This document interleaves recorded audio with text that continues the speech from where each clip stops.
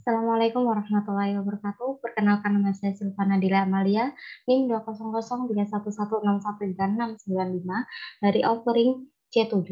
Di sini saya akan mempresentasikan tentang jihad, radikalisme umat beragama, dan muslim moderat. Ada beberapa topik yang kita bahas dalam materi kali ini. Yang pertama yaitu pengertian jihad dan radikalisme. Kita lanjutkan dengan membahas tentang landasan dan macam-macam jihad, latar belakang, bentuk, dan dampak radikalisme, upaya menanggulangi radikalisme, dan muslim moderat. Pertama yaitu pengertian jihad dan radikalisme.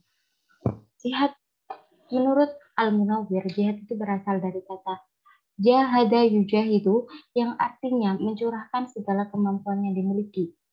Jihad adalah perjuangan yang dilakukan oleh individu muslim maupun kelompok Islam dalam menciarkan agama Islam dan perjuangan-perjuangan lain yang lebih luas, seperti perjuangan di bidang pendidikan, kesehatan, moral, ekonomi, sosial, budaya, dan lain sebagainya dengan segenap kemampuan yang dimiliki. Jadi, pengertian jihad itu berbeda dengan peperangan. Berbeda dengan pengertian sebagian orang-orang barat yang mengatakan bahwasanya jihad itu merupakan peperangan untuk menciarkan agama Islam. Nah, pengertian ini merupakan pengertian yang salah besar. Ya, jihad itu pengertiannya seperti yang sudah saya sebutkan tadi. Selanjutnya yaitu radikalisme. Radikalisme umat beragama adalah paham yang menginginkan pembaruan atau perubahan sosial dan politik secara drastis dengan menggunakan sikap yang ekstrim. Nah, dilihat dari pengertian ini, radikalisme itu sangatlah bertentangan dengan ajaran agama Islam dalam menciarkan agama. Karena agama Islam menciarkan agama itu kita diajarkan dengan menggunakan cara bil hikmah, dengan cara yang bijaksana, dengan menggunakan tutur kata yang sopan, dan ketika kita berdebat itu dilandasi dengan saling hormat dan menghormati. Jadi ini merupakan paham yang bukan berasal dari ajaran Islam gitu. Oke, kita lanjutkan tentang macam-macam jihad. Macam-macam jihad dan landasan jihad. Nah, jihad itu menurut sebagian umat lama itu ada dua hukumnya, yaitu hukum fardu kifayah dan fardu ain. Di mana hukum fardu kifayah ini ketika ada salah satu dari kita telah melaksanakan jihad, maka gugurlah kewajiban bagi umat muslim lainnya. Nah, di sini itu disebutkan landasannya itu pada surat Al-Fat ayat ke-7 yang artinya tiada dosa atas orang yang buta, orang yang pincang, dan atas orang yang sakit apabila tidak melakukan peperangan, apabila tidak ikut berperang. Barang siapa yang taat kepada Allah dan Rasul-Nya, niscaya Allah akan memasukkannya ke dalam surga yang mengalir di bawahnya sungai-sungai. Namun, barang siapa yang berpaling darinya, niscaya Allah akan memberikan azab dengan azab yang pedih.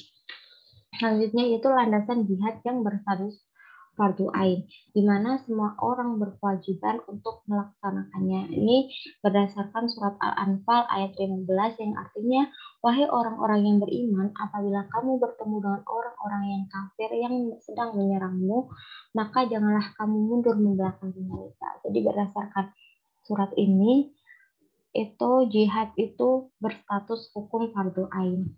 Sebenarnya adalah macam-macam jihad. Jihad itu terbagi menjadi dua, yaitu jihad universal dan jihad kontekstual. Jihad universal ini landasannya terdapat dalam surat An-Nahl ayat 110 yang artinya, sesungguhnya Tuhanmu adalah pelindungmu bagi orang-orang yang berhijrah sesudah menderita cobaan. Kemudian mereka berjihad dan bersabar. Sesungguhnya Tuhanmu setelah itu benar-benar Maha Pengampun lagi Maha Penyayang. Adapun contoh dari jihad universal yaitu jihad yang dilakukan oleh Rasulullah dalam menciarkan agama Islam dari Mekah sampai Madinah. Selanjutnya yaitu jihad kontekstual. Pertama, menurut Ar-Raghib dalam Al-Bana, jihad itu ada tiga, yaitu yang pertama jihad berjuang melawan musuh, berjuang melawan setan, dan berjuang melawan hawa nafsu. Nah, pada era modern ini, menurut Sabirin, jihad itu terbagi menjadi tiga juga. Yang pertama yaitu jihad memerangi musuh yang nyata, yang kedua jihad melawan setan, dan yang ketiga yaitu jihad melawan diri sendiri. Oke, kita lanjutkan saja. Latar belakang dan bentuk dampak radikalisme. Pertama, latar belakang. Bila diklasifikasikan berdasarkan jenisnya, itu ada dua latar belakang dari radikalisme, yaitu bersifat umum dan yang bersifat khusus. Adapun yang bersifat umum itu latar belakangnya adalah lingkungan umat beragama, apapun jenis agamanya, pasti selalu ada kelompok yang fundamentalis, minoritas, militan, ekstrim, dan radikal. Jadi ini berasal dari lingkungan lingkungan masyarakat gitu. Berkembang dari lingkungan masyarakat. Selanjutnya yaitu bentuk-bentuk radikalisme. Ada beberapa jenis bentuk dari radikalisme, yaitu pertama ada aksi teror, bom bunuh diri, saling menyerang, intimidasi, aksi kekerasan, perlawanan terhadap pemerintahan, dan lain-lain. Adapun dampak dari radikalisme ini sendiri mengakibatkan terjadinya teror dan kekerasan, bahkan menimbulkan konflik dan peperangan secara horizontal dan vertikal. Apabila jika yang terlibat berasal dari kelompok agama yang berbeda, akan mengakibatkan dampak tersebut. Oke. Selanjutnya yaitu upaya untuk menanggulangi radikalisme. Yang pertama, kita harus ada perubahan sikap dan pandangan dari negara barat terhadap negara-negara muslim di dunia. Yang kedua yaitu mengurangi dan menghapuskan kesenjangan sosial, ekonomi, politik, pendidikan, kebudayaan di tingkat nasional, regional, dan internasional. Selanjutnya yaitu reorientasi pemahaman agama yang tekstual, rigid, sempit, menjadi pemahaman yang kontekstual, fleksibel, dan terbuka. Jadi yang awalnya itu pemahaman agama itu masih sempit, rigid, dan tekstual, sekarang kita harus mengubahnya menjadi secara kontekstual, fleksibel, dan terbuka sehingga mudah diterima dan dipahami oleh umat Islam, yaitu melakukan modernisasi kehidupan umat secara selektif. Selanjutnya, menanamkan kesadaran setuju untuk tidak setuju dalam menyikapi pluralisme sosial, budaya, dan agama yang berkembang di tengah-tengah masyarakat dan bangsa. Oke. Yang terakhir yaitu Muslim moderat. Nah, kita bahas Muslim yang ada di Indonesia. Muslim yang ada di Indonesia itu adalah pada dasarnya adalah moderat dan toleran. Kenapa?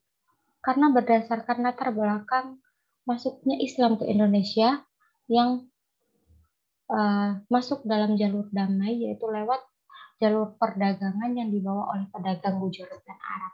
Ini salah satu alasan mengapa Indonesia itu merupakan moderat dan toleran. Itu karena berawal dari sana. Loh, kenapa begitu? Karena pada awalnya saat itu penduduk Indonesia juga sudah memiliki keyakinan dan kepercayaan, tapi mereka masih bisa menerima ajaran agama yang dibawa oleh Gujarat dan Arab ini. Jadi itu menunjukkan bahwasannya Muslim di Indonesia itu merupakan moderat dan toleran. Karena Indonesia sebelumnya sudah ada banyak sekali agama, tapi mereka masih toleransi gitu.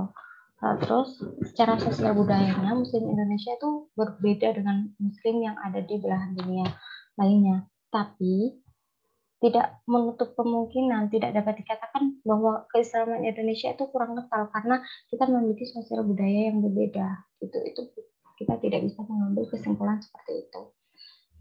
Oke, itulah Muslim yang ada di Indonesia. Jadi kesimpulan dari pembahasan jihad radikalisme umat beragama dan Muslim moderat adalah jihad radikalisme umat beragama dan Muslim moderat adalah hal yang dihadapi umat Muslim pada saat ini. Yang harus kita lakukan adalah berusaha dengan menerapkan sistem moderat dan dalam kehidupan sehari-hari. Oke, terima kasih. Mungkin hanya itu yang saya dapat sampaikan. Sebelumnya mohon maaf apabila ada kesalahan. Wassalamualaikum warahmatullahi wabarakatuh.